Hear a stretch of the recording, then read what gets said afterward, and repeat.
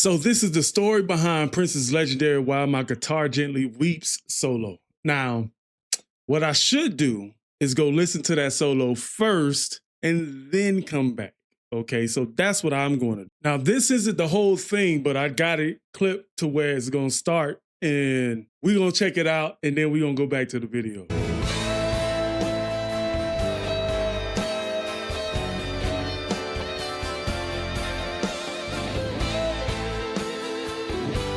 Okay, Prince, that thing talking.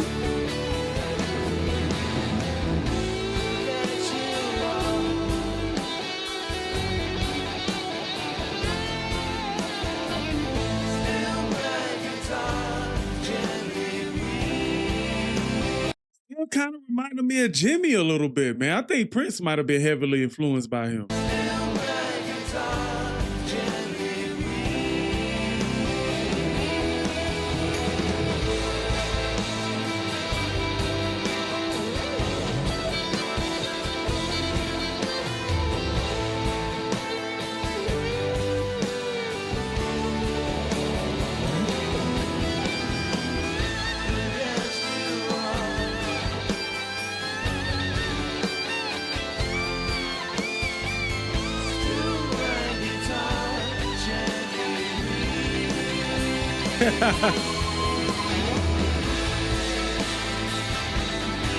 I did not know Prince could play like that.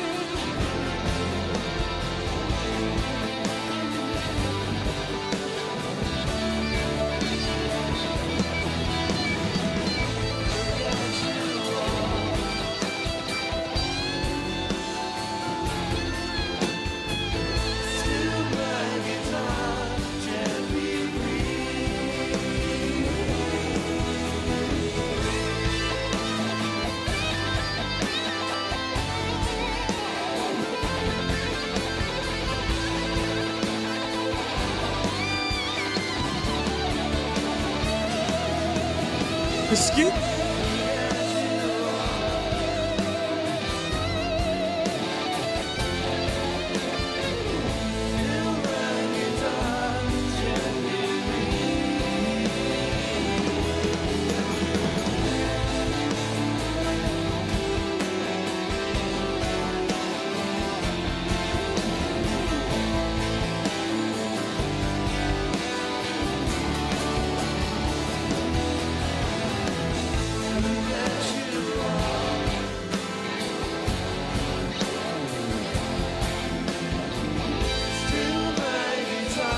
Bro, Prince was respected, bro. Look at that, man.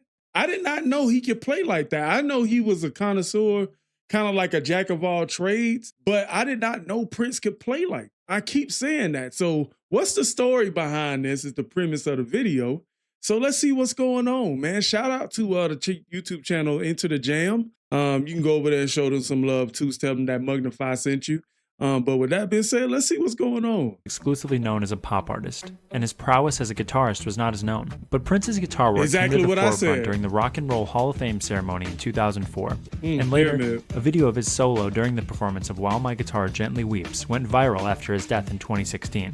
But there is more to the story than just his incredible solo. At the 2004 induction ceremony at the Rock and Roll Hall of Fame, Prince was to be inducted alongside Jackson Browne, The Dells, Bob Seger, Traffic, ZZ Top, Jan Wenner, and George Harrison. Joel Gallen, who was the producer and director of the ceremony, had the vision of everyone ending the night coming together to do While My Guitar Gently Weeps as a tribute to George Harrison. Specifically, he wanted Prince to come out and do the solos. George Harrison's widow, Olivia, originally wanted the performance to consist only of people who knew her late husband. She eventually agreed to Prince joining after being convinced by the people at the Rock and Roll Hall of Fame. Right. To get Prince to join the performance, producer Gallen wrote him a personal letter. The letter eventually landed in the hands of Prince, and he reached out to Gallen and acknowledged the letter and said he'll listen to the song a few times and get back to him. A couple weeks later, one of Prince's people called and arranged a meeting. In the meeting, and follow-up meeting, Prince's main concern was ownership over the material, as he did not want this performance to be exploited without his knowledge. Prince, of course, famously battled record companies over performance rights and And I remember mentioning that in the previous reaction we did with Prince that he had constantly battled, he had constantly battled record labels about ownership of his music. And he was one of those artists that was very serious about that. So exploited without his knowledge. Prince, of course, famously battled record companies over performance rights and ownership throughout his career, so this was not entirely out of character. Later, the night of the rehearsal rolls around, and it begins with Prince rehearsing his 10-minute medley that was to open the show. And producer Joel Gallen told Prince after his rehearsal that they would be rehearsing the finale later that night. And Prince, without any guarantees, laughed and said, "I'll see." Later that night, Prince actually showed up to the rehearsal. He made his introductions to Tom Petty and Jeff Lynne, who were going to share the lead vocal, and he took his spot side stage with a guitar. When they get to the solo that comes mid-song, where Prince was supposed to step in, Jeff Lynne's guitar player starts playing the solo. It was basically a note-for-note rendition of Eric Clapton's version of the solo. Prince just holds his ground and lays back and lets him do the solo, and he plays the rhythm and strums along. Then, they get to the big ending solo, and again, Prince steps forward to take the solo, but again, Jeff Lynne's guitar player starts playing that solo also. And again, Prince doesn't say a word and lays back and strums along. When they finished the rehearsal, Gallen went up to Tom Petty and Jeff Lynne in a panic and says, "Y'all may not know, but I think Prince is very petty." But at the same time, if you told the man he was supposed to do that in that rehearsal, he's not. He's going to feel some type of way. So this is probably the reason why it didn't go down in 2004. So yeah. He's not sure they'll even get another rehearsal with Prince. So this other guy can't be playing all the solos throughout the song. So Gallen then pulls Prince aside for a private conversation, and Prince says to forget the middle solo altogether and let that guy do his thing and he'll just step in at the end.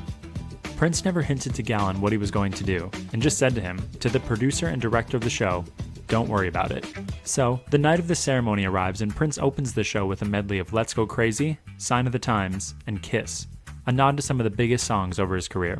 Later in the evening, he was inducted into the Rock and Roll Hall of Fame by Alicia Keys and Outkast. He delivered a touching speech about his journey in the music industry, and how he was gracious to have the creative freedom to say what he wanted and to make the music he wanted. Then, at the end of the ceremony, it came time for the finale performance. Everything goes according to plan. Jeff Lynne's guitarist, Mark Mann, takes the middle solo, and when the end approaches, Prince steps forward to take the solo. As we know, throughout the solo, Prince is able to incorporate many techniques with incredible phrasing, and on top of it all, he plays with theatrics and showmanship. It was above and beyond what anyone expected from the performance. It ended with that mysterious and legendary guitar throw, where no one seems to know where the guitar ended up. Members of the band... That probably magic. He probably did some type of magic. It was above and beyond what anyone expected from the performance. I didn't see that part. It ended with that mysterious and legendary guitar throw, where no one seems to know where the guitar ended up. Members of the band expressed how surprising and incredible the solo was. Tom Petty recalls giving him the nod as to say, "Go on, go on." He expressed that he felt... I did remember seeing that. Tom Petty recalls giving him the nod as to say, "Go on, go on." He expressed that he felt something really big was going down. Steve Ferrone, who was the drummer for Tom Petty's band, said it was an incredible solo, and said everything was catching the band off guard, particularly when he was falling backwards off the stage. He claims the band freaked out at how surprising and unexpected it was.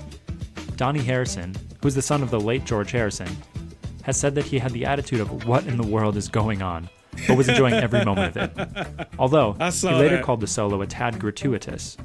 Joel Gallen said that it was one of the most satisfying musical moments in his history of watching and producing live music. In 2021, after wishing there were different shots in the video, Gallen remastered the footage. In that famous guitar throw, the 2021 remaster finally reveals where it ended up, as you can see it go down. It's worth noting that before this performance, Rolling Stone had released a list of the 100 greatest guitarists of all time, and they did not include Prince. This performance is widely believed to be a response to that exclusion. Oh, but I mean, he's more known as a singer more than a guitarist. I don't know. Not include Prince. This performance is widely believed to be a response to that exclusion. His response was to unleash a guitar solo so epic that it would live on to be a significant guitar memory. I think it has. In a later edition, Rolling Stone placed Prince at number 14 on their list of top 250 guitarists. Wow. For many fans and musicians alike, this performance changed how Prince was seen forever. It wasn't just about pop hits or flamboyant style. It was about a master guitarist making his mark on history. This legendary solo by Prince cemented his legacy as a legitimately excellent guitarist, and it will inspire guitarists and music lovers for generations to come. Shout out to Prince, man. This has been another Black History moment on the Mugnify Reacts YouTube channel. Yeah. Yes. Yes, yes. This has been another Black History moment on the Mugnify Reacts YouTube channel. Shout out to Daniel Bill Dober to buy me coffee donation request. And this has been a treat, man. Being able to hear that solo and being so surprised because, like I said, I've heard he was like a master of all things. Like he played his own instruments. He was very adamant about his royalties and what he got paid for. So all of this isn't out of character, but the way he played just now really reminded me of Jimi Hendrix. And you could tell he was playing so many different techniques and stuff. And like, I just loved all that, man. So shout out to Prince, man. And I'm glad I was able to do that for you guys today. So I hope you guys enjoyed it. And I'll catch you guys in another one. All right.